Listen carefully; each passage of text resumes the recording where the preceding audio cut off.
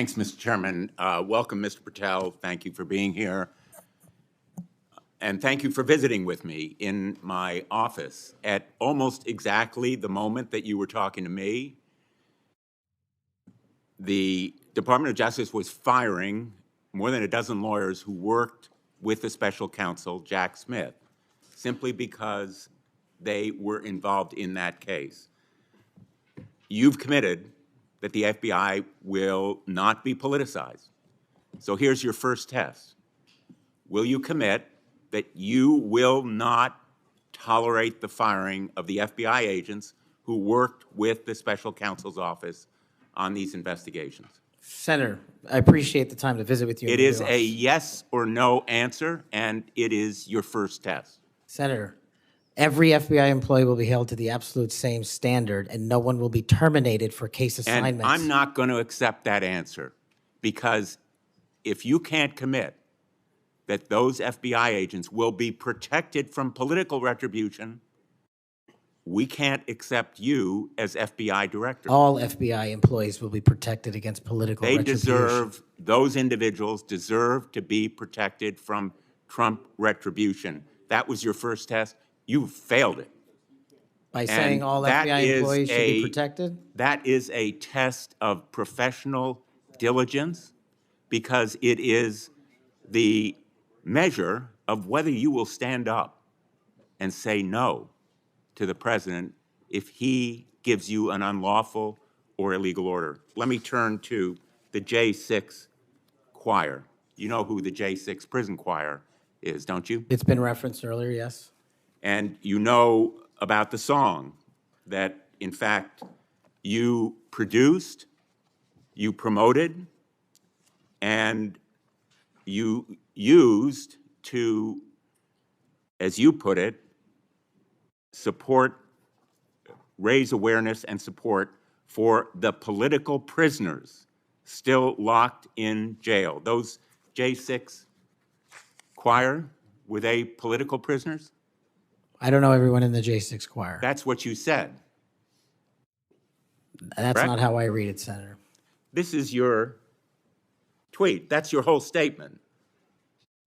Well, you won't stand behind your own statements made in tweets, countless of them. As a matter of fact, as you put it to Steve Bannon on his show, then we went into a studio and recorded it, mastered it, digitized it, and put it as a song, now releasing it exclusively in the War Room. That was the J6 prison choir song. And all proceeds were given away to charity to help families And you called in need. them political prisoners. Julian Cater, do you know what he did? I don't know who that is, Senator. Well, he's one of the J6 prison choir. You seem to know more about it than I Identified do. in a court filing. And you're saying now you don't know who he is? You glorified him and the rest of that choir? He's the one who sprayed U.S. Capitol Police Officer Brian Sicknick with pepper spray. Officer Sicknick died the next day. Cater admitted his violence. He pleaded guilty to assaulting assaulting a political officer, a police officer. Do you believe that Julian Cater was a political prisoner?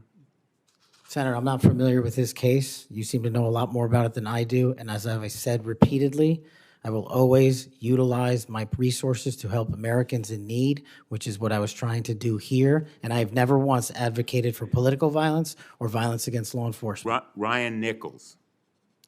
Ryan Nichols also pleaded guilty to assaulting a police officer. He was one of the J6 choir. He pushed the crowd against officers defending a door to the Capitol and sprayed officers with pepper spray.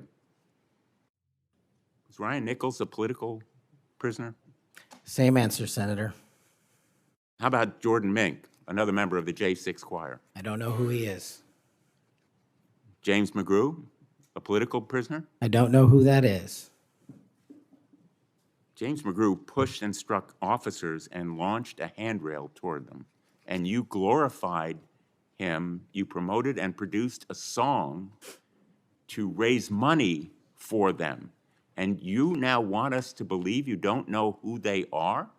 No part of that song or anything I've done in my 16 years of government service glorifies or advocates for violence against law enforcement. And the fact that you would be willing to say that in front of these people in the American audience shows how much of a divide we actually have to restore a law enforcement that is constitutionally based, de-weaponized, and depoliticized. You have my commitment to do that. In your office, we had a lot of common ground. I'm committed to working with you on things like Section 230 and making sure the citizens of Connecticut aren't pillaged by Chinese fentanyl.